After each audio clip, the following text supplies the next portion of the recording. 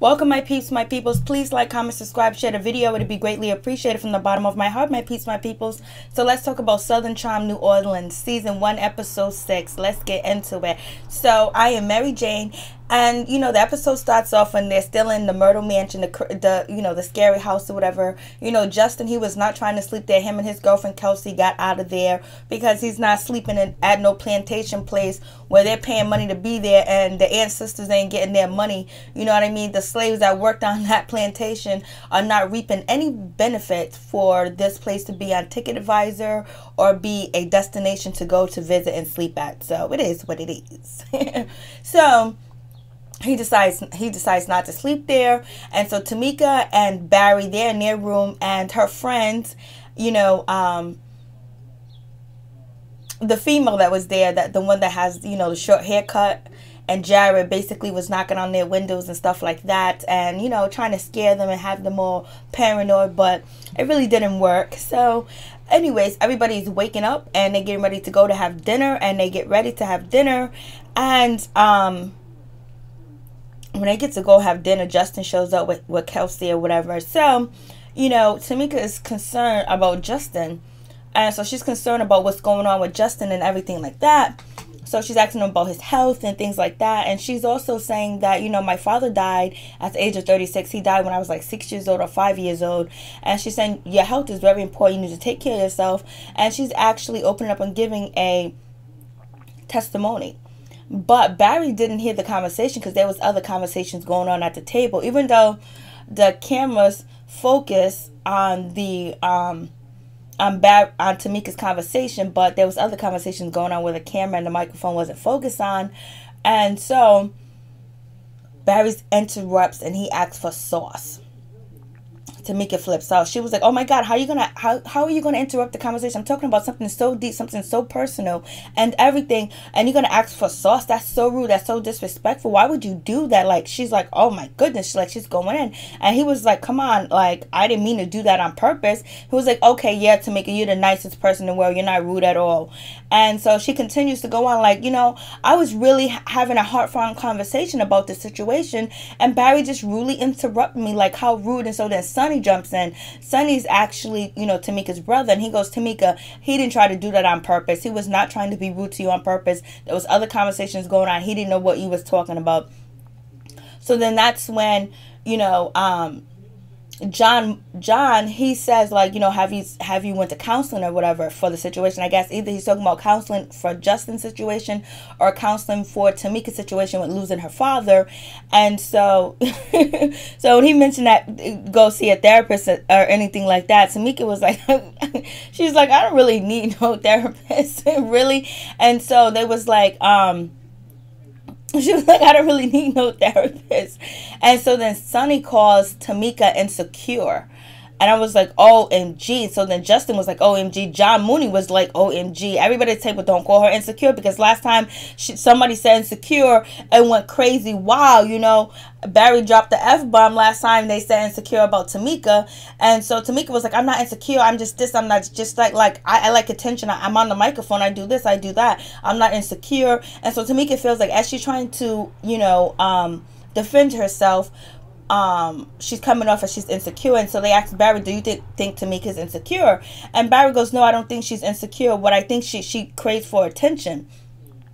But first, her brother Sonny says that Tamika didn't get attention from a man because, you know, she lost her father. So since she didn't get attention from a man, like, she craves attention, like attention has to always be on her in the room. And that kind of makes sense, because they say sometimes when you don't have a father to raise you, you know, the daughters act out in certain ways. So maybe Tamika's actually probably acting out, you know, craving attention and want to be the center of attention of everything, is because she didn't get that attention growing up from a man figure. She got it from her mother. You know, our brothers are different than having that attention coming from your father. So, you know, he says that, and Tamika was like, "No, this and that." So then they asked Barry, "What do you feel about Tamika? Do you think Tamika is insecure?"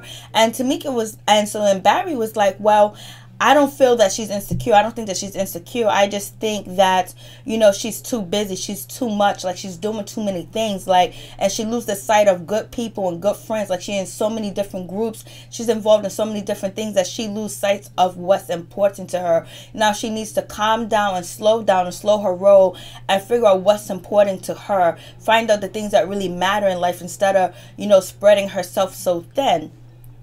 And he's actually just asking Tamika to be a mother, to be a wife, and to love him with this statement. And so Tamika totally ignored him. She didn't hear anything he had to say. She was like, no, it's a no-go. She's not listening to it. She's not paying him no mind. Everybody's just looking like, okay, you know. And also Barry's also saying that Tamika needs to balance, you know. She needs to balance out her life, you know. So then the guys go play golf, and then the women go shopping. And so, you know, what's her name? Justin's girlfriend, Kelsey, she's like trying to say something about, you know, you pick who you pick. That's the person is the one or whatever. And so Tamika and Reagan are trying to like ignore her, like she ain't saying nothing smart, like she don't know what she's talking about. But so we move on from that. And so then that's when, you know, Tamika starts to talk about, like, I can't stand Barry. I can't stand the smell of him. I can't stand his voice. I can't stand the sight of him.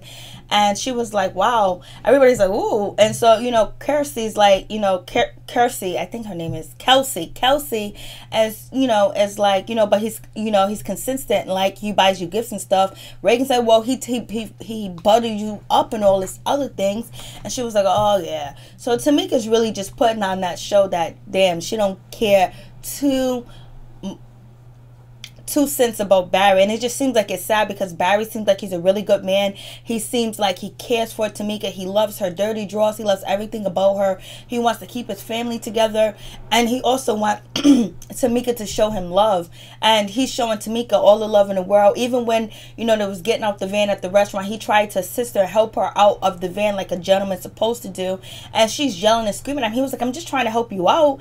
And it just seems like Tamika, she's like kind of like, she wants, you know, the white picket fence, she wants the car, she wants the career, she wants the husband, she wants the kids, but she doesn't want to do anything to maintain it. She wants to live like a princess. She wants to live like, you know, everybody does everything for her and she can just be her fabulous self. Like she can just be marvelous and have everybody else do everything else around for her, instead of her putting into the work with maintaining the fabulous life with the kids, with the husband, you know.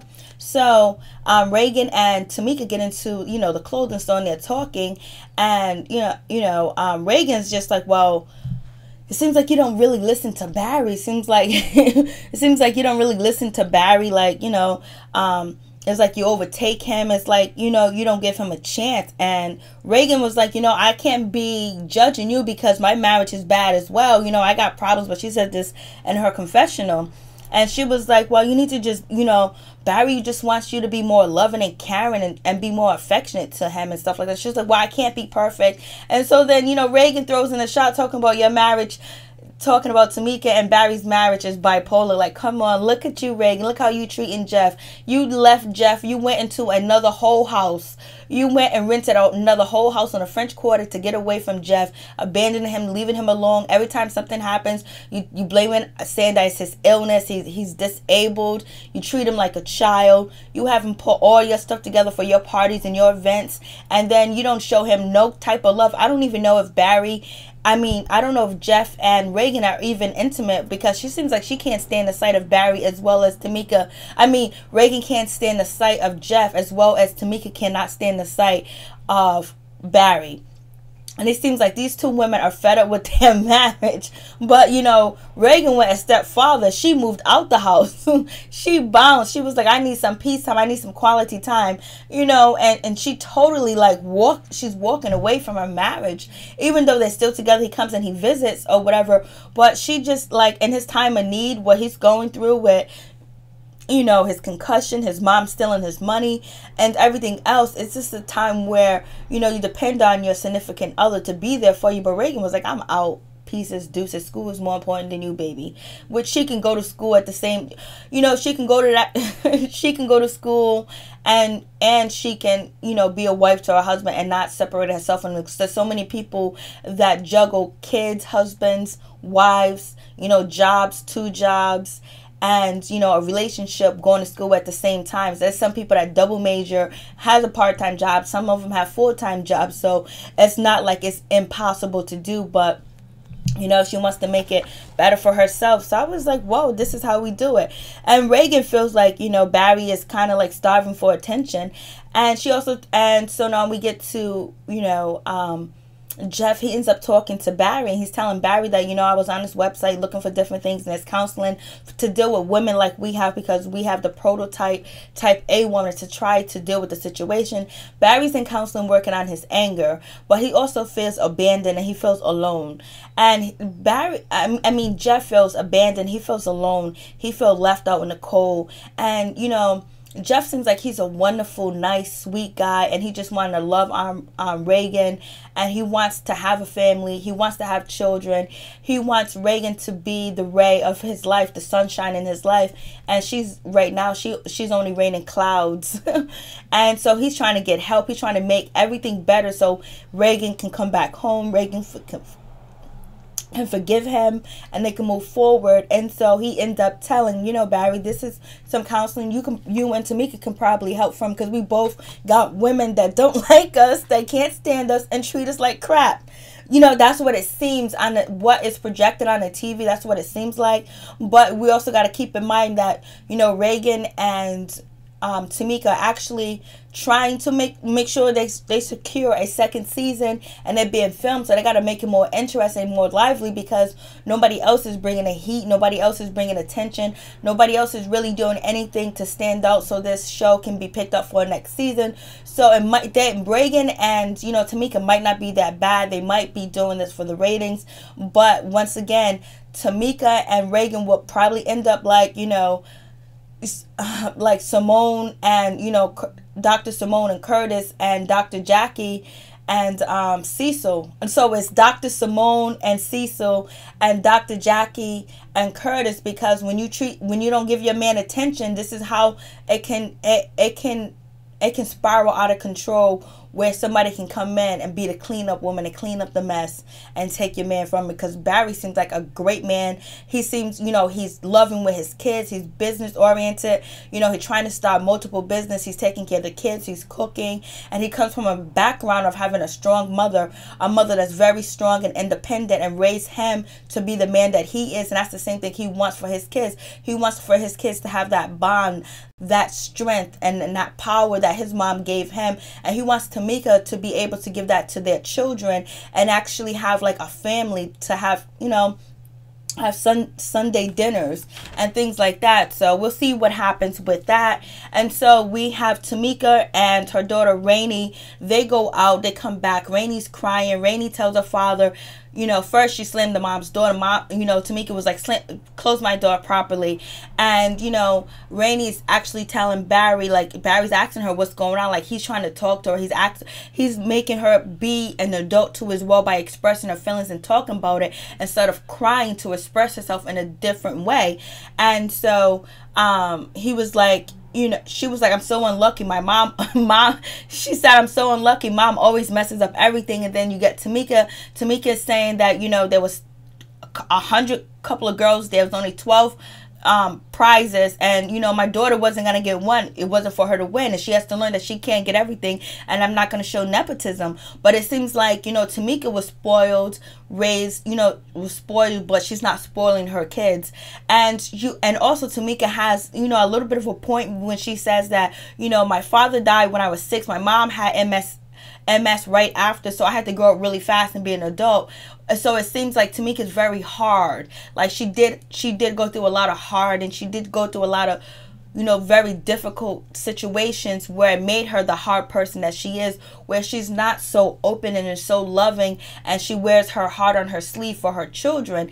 And so that's the problem with Barry, because Barry feels like he wants Tamika to be more loving. It's okay to be stern. It's okay to go to 100, but at the same time, you have to show love. You have to be compassionate towards the children. And so that's really bothering, Barry. And then also Tamika doesn't want to cook dinner. She doesn't want to have family time because she's too busy. She has too much going on. She has this going on. She has that going on. So she can't cook family dinner. She can't have breakfast in the morning, hot meals for the kids.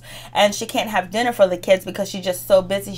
She's busy going to cocktail parties after work. And so, Barry's mom, she's there and she's watching and she's just listening, and she was like, you could cook, back in the day we used to make hot meals and stuff. It's really good. It's really important for kids to see that, to have hot meals in the morning, hot meals before they go to bed, and snacks, which Barry mother was explaining, because now Barry has picked up that tendency where he's trying to pass it down to his kids, and he's trying to pick up that tendency. He picked up that tendency and also tried to pass it down to Tamika, but Tamika is not about that. She can't even turn on the oven on. She can't preheat the oven for the cornbread. So, it's important for men and female children, little boys and little girls, to learn how to cook and be independent as well, and be able to express themselves without always crying. So that's what Barry is concerned about. He's not concerned that he's okay that she's crying, but he feels like it's getting out of control. And every time she goes to a party with Tamika, she comes back very disappointing. And we know Tamika has to be the center of attention. So she might be there with her daughter, but Tamika wants to be the center of attention. That could be the issue. So I don't know what's going on with that situation. So we got Justin. Justin goes out. We thinking he's going to buy a ring for Kelsey. He's out there with Barry, but he does not buy her a ring. He buy her a necklace. Kelsey is 30 and she wants to have a baby. She wants to be married and kids. And her other girlfriend are the only ones that don't have that. And she wants that. But Justin isn't ready, so he just gives her a necklace. And so we have Barry that goes out with Tamika. They finally do a family dinner, family day, whatever. Date night, and they haven't done that in 4 months. And then also Barry's complaining about they haven't had sex, they haven't been intimate, and Tamika was like, well, I haven't been we're not physically intimate, but we're intimate in other ways. And she was like, oh, that's what you want, sex? Of course he wants sex. You're his wife. Where you want him to go get sex from somebody else? You want him to go out and screw the girls that's at the gym? You want him to screw the girls up the street? You want him to screw this one and that one? And you're talking about you haven't had sex with your man for 4 months? Like, why? What is the reason? That's why you probably need to be in therapy, Tamika, to find out why you feel like your body's unavailable to the man that you married and had kids with. Why don't you want to have sex? And what is going on with you? We know Tamika did have some depression issues and things like that, but is she actually really disgusted by Barry, or is she suffering from some PTSD, some type of syndrome, or maybe she's still suffering from postpartum depression from having Rainey, but supposedly she got over this, so she needs to go back to counseling and find out what's going on, because it just seems like Tamika is very selfish. Like, she's selfish towards her husband and she's selfish towards her kids. Like, she wants to have the white picket fence and the perfect life, but she doesn't want to put the work into it, the work and actually maintaining the family, the bond, the nourishment that the kids need physically and mentally and emotionally. And she might work and she brings home the bacon and stuff like that. That's good, but they need to see more. They need to see the hugs, the kisses. You're beautiful. You're important. Let's go out. Let me make you feel special. You my child. You're going to feel special. So when the child goes out with the mother, her daughter, she knows her mother always going to make her feel special no matter what. Okay, you don't get a gift bag, but I'm going to take you to the store and buy you a better gift. Things like that. And Barry's really concerned about Rainey, about what's going on, because, Rainey and Tamika are both, Tamika's a woman and her daughter's a girl, but there could underlying be some jealousy from Tamika with her daughter, with the life that she's living, and maybe her looks, because sometimes you do have the mother that is jealous of the daughter, and just like she doesn't have any time for her daughter. So anyways, move on to John Mooney. We see John Mooney and his sister and his family, and it seems like he grew up very stable and he has a good background, a good family. So he seems like he's a really good man. He has a really good understanding of a lot of things, because you can see his stableness and his background with the pictures with his mother, his father, and then still having a stable relationship with his sisters. And so it is what it is. Peace. I'm out. One love to all my peace and my peoples.